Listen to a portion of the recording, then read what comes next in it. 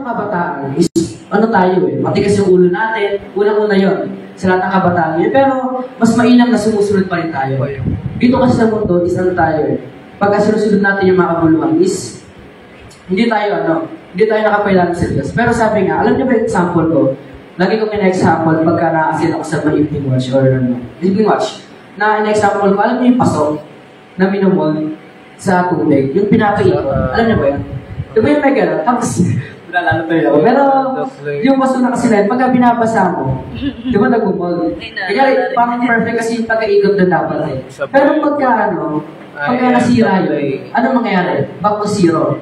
Kumbaga niya, once na nasira is doon, or nasira yung uso ng pasok, uulitin yun. Hindi siya ipagpapatuloy, di ba? Kasi ang gagawin ang mangyayari ito kasi pagka pinagpatuloy at is pangit yung kakalabasan.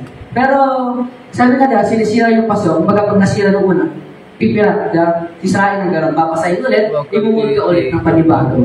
Kumbaga pag minamul tayo, masakit. Masakit ang disiplina tanggapin natin sa sarili natin yun. Kasi bakit? Nakakapagbitaw ang mga magulang natin o ibang tao na mga masasakit na salita, pero ito'y dapat tinatanggap sa puso natin. Tama po ba yun? Amen.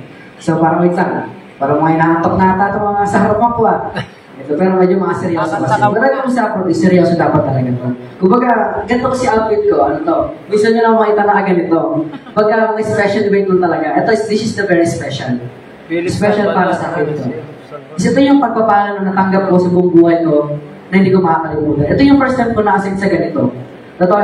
Next month sa children, hindi ko alam kung ma-assign pa ulit kami. Pero pinag-usapan na namin natin. Kasi what else? Yun. Yun. Kumbaga, mga ganitong pagkakataon, hindi dapat hinihindihan. Sa mga barkada natin pag ginatang inuman, di ba, minsan umuha tayo. Pero wala lang maganda dito. Ewan po ba yun? Ewan. So wala ditong nagiinuman. So pwede naman uminom, pero huwag naman yung malalasing. Pwede.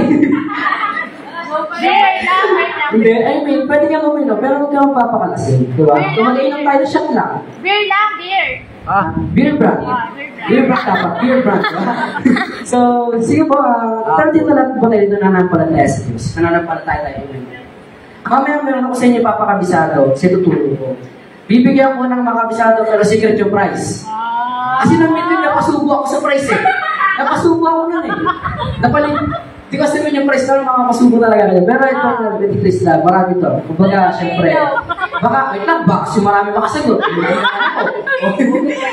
Kumbaga, dito kasi sa papaliwanag kasi, isa mo, ano ba yung pananampalataya para sa atin? Sa tingin nyo, pag nananampalataya po tayo, maliligtas agad tayo. Pagka makasalanan po ba yung isang tao, maliligtas? Sa tingin nyo, kung makasalanan yung isang tao, maliligtas po ba tayo?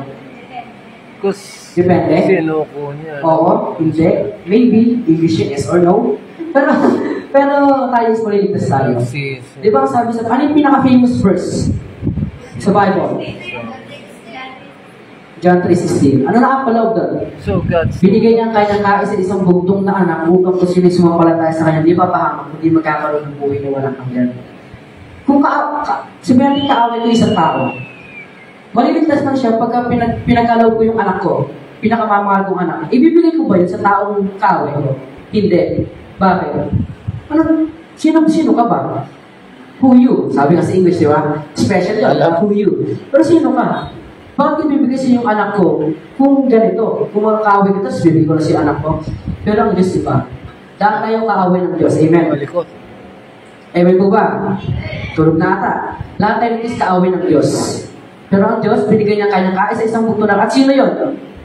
Jesus. Kumbaga, masarap sa feeling na pagka nakakarinig tayo ng mga word of God. Kasi di ba nga sabi sa Matthew 4, hindi lang si tinapay na bubuhay ang tao, salita na namumutawi sa ating Diyos.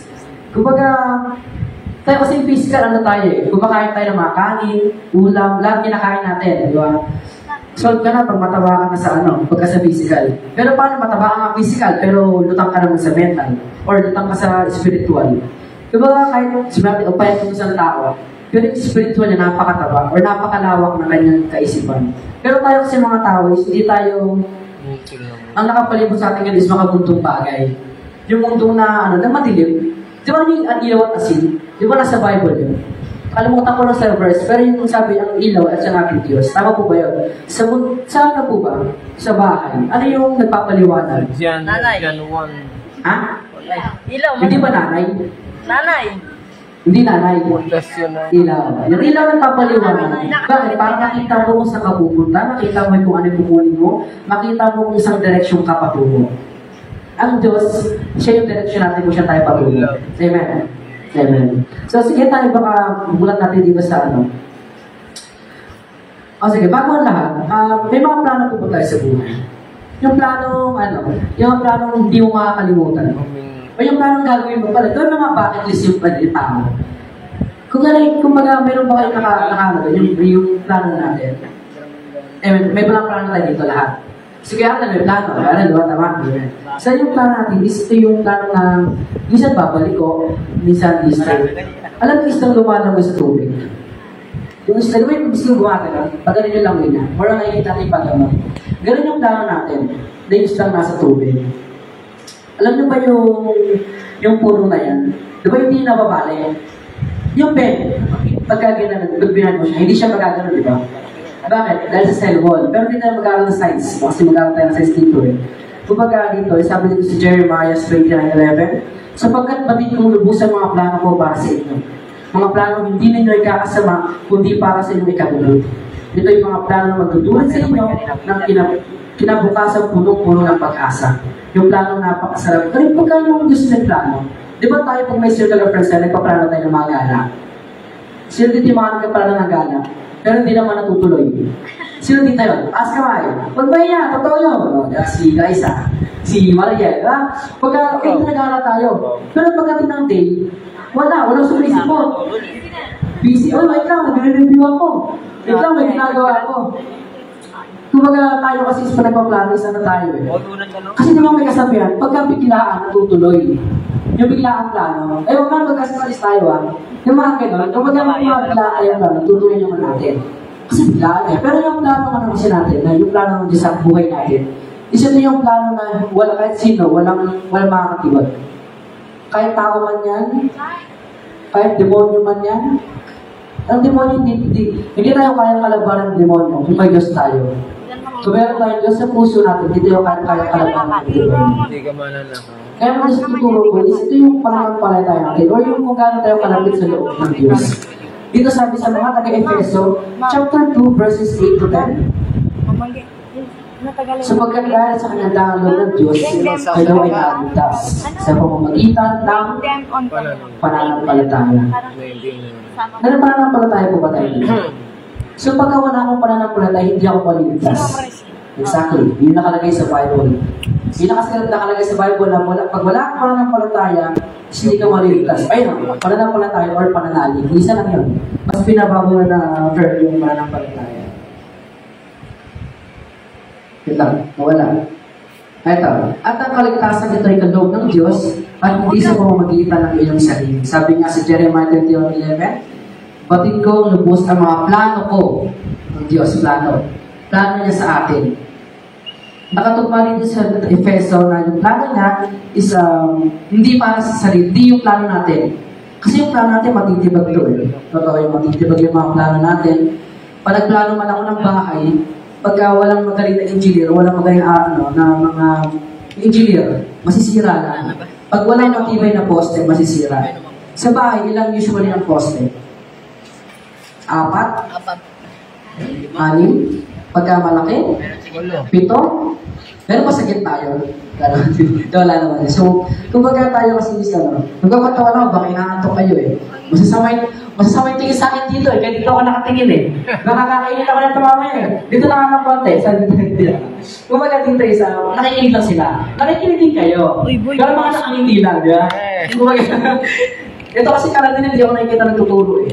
Nakikita naman nila ako. Pero tuloy tayo dito sa 9. Hindi ito bunga ng iyong magawa, kaya walang dapat itong malaki ang sinuman. Sa tingin niyo ba, ako tsaka si Elon Musk, pag pinagtapat sa mata ng Diyos, pantay lang kami? Hindi. Sino mga hindi? Hindi. Sa mata ng Diyos, ako tsaka si Elon Musk, hindi kami pantay? Pantay. Ha? Alam ko sino mas mayaman. Ako kasi mayabang lang ako, di ako mayaman eh. Di ako mayabang. Kumbaga, sa tapat sa mata ng Diyos, pantay-pantay tayo lahat. Gano'n man kayaman, gano'n man kahirap, kahit yung pinakamayarap dito sa buong mundo, tapat mo kay Elon Musk sa mata ng Diyos, pantay-pantay lang tayo. Amen? Sino nagsabi kayo ng hindi? Di ba patumba ko na? Hindi, joke. Kumbaga, sabi dito, tuloy tayo dito sa 10. Sapagkat tayo nilalang ng Diyos. Nilikha sa pamamagitan ni Kristo Jesus upang iupon natin ang ating buhay sa paggawa ng mabuti. Iyan ang layunin pinili ng Diyos para sa atin noong una pa man. Dapat pala tayo sa paggawa tayo ng mabuti. Yan pala ang gagawin natin sa mundo, mabuti lang. Walang kasamaan. Kasi nakalagay sa Bible, at walang gagawin lang natin is mabuti lang.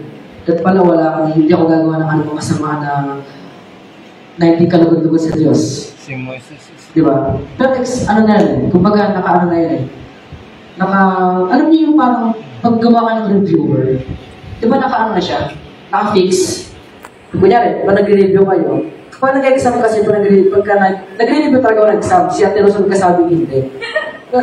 Pero pagka nag-review kasi ako, pag nakita ko yung word na yun, tinitignan ko sa papel ko siya sinulat. Kaya pagka-exam namin, doon pa ako ng yellow paper. Doon ko tinitignan ko saan ko nasulat yung word na nakita ko sa exam. Ganun kasi ako eh. Especially sa one, kasi nakakalito talaga ngayon. Pero sige, tuloy tayo. So dapat pala, mabuti lang. Lahat mo tayo nakagawa ng kasalanan. Sa unang 5-10 utos, sino yung nakagawa ng perfect? Yung walang nagkamali. Unang 5. Una, ano yung una? Una, wala kayong Diyos maliban sa akin. Pangalawa, huwag kayong gagawa ng Diyosan. Pangatlo, huwag niyong gagamitin ang walang kabuluhan. Huwag niyong gamitin ang pangalan ng Diyos sa walang kabuluhan. Pang-apat, English. Remember the Sabbath. Pang-5, igalang mo ngayong amatir. Sa 5 yung naka-perfect na ba? Si Ate Resi, na-perfect mo ba yung 5 yung Ate Resi? Hindi. Kasi yung tanongin ko dito si Ate Rose. Si Kuya Dex. Si Kuya Allen. Thank you. Kumbaga, datis wala pa naka-perfect. Kumbaga, paano ko sabing wala? Kahit sarili ko, mapapatunayan ko yun. Mapapatunayan ko na wala na isa sa atin ang makapag-perfect na. Totoo yun. Totoo.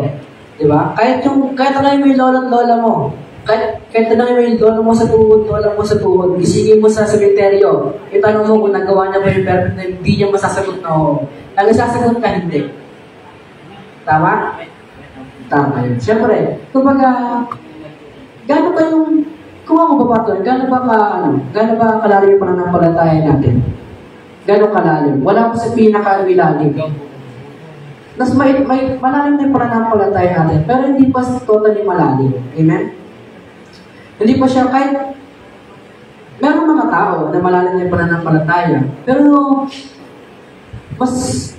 dapat mag-aaral pa din. Nag-aaral pa rin. Hindi totally nag-aaral sa paaral naman. Nag-aaral ng mga common yun sa atin na ginagawa natin mga tao. Pero yung sinasabi ko, pinapa-remind ko lang sa inyo na yung mag-aaral. Ano yung mag-aaral? Mag-aaral ng salita ng Diyos. Kasi isa sa mga nakakalimutan ng tao yan. Kailan ba ito sa sinabi ni Teresi? Yung sabi mo, mag-share ako dito, mag-speech. Lunes? Basta this week lang. Pero this week kasi, exam day namin. Exam, periodic, midterms na kasi namin. Una, naglasin ko sa Teresi. Naglasin ko, oo ba o hindi? Pero sabi ko nga kanina, this is the right time. Ito yung parang... Lagay mo. Ito yung ano ko eh. Kumbaga, minsan lang ito sa isang taon eh. Minsan lang ako makasinsin nyo, ba't hindi pa ako... Diba? Kumbaga, sinabi sa akin natin na sunod gabi. Nakita ko, ano kasi eh, nag-check ako ng mga reviewer. Nakita ko, sabi ko, sige na lang kaya. Parang yung ano ko, nagdadalawang isa pa, sige ganito. Hindi. Sabi ko, sige. Sige, kasi bakit? Sabi ko nga, ano lang to, minsan lang to. Kumbaga pag binigyan kayo ng chance na makapag-share ng mga ganito, hindi ko naman sa pinipilit ko kayo. Sinasabi ko lang na kung ano yung, kumbaga, try nyo. Wala masamang subukin ko kayo. Di ba kasi sa may trial and error? Pagka hindi nyo alam yung sagot magka-trial and error, lalo na sama. Magka-trial and error tayo, di ba? Ako na-try ko na yun eh. Pero mali talaga yung sagot. Yung trial and error ko, di ko na po yung tamang sagot eh. Kasi mali yung formula. Pagka mali yung formula, una pa lang, mali ka na. Kung wala ka nang ginawang tama sa sama, hindi ko alam ko. Sabi niya, pinag-uubutan ako. Pero wala yun. So, tugma ba ang pananampalataya kung paano tayo manalangin? Yung pananampalataya natin, tugma ba ito kung paano tayo manalangin? At kung ba tayo ito nananalangin? Sinong hindi? Sinong hindi? Wala. So, lahat ito nananalangin. Ano yung common na sinasabi natin pa nag-pray? Common na sinasabi natin na pa nag-pray tayo, ito talaga yung makikita natin or ito talaga yung sinasabi ko pa nag-pray. Di ba sinasabi natin, Diyos na makapangyarihan sa lahat? Di ba? Sige po sinabi, hari ng mga hari, totoo yun. Diyos ng mga Diyos, totoo yun. Di ba? Kumbaga, yun yung parang sabi nga kanina sa turo ni Ate Rose, di ako nakinig eh, pero isipin ko lang. Mayroon siyang explanation acts. Di ba ang piling na pero?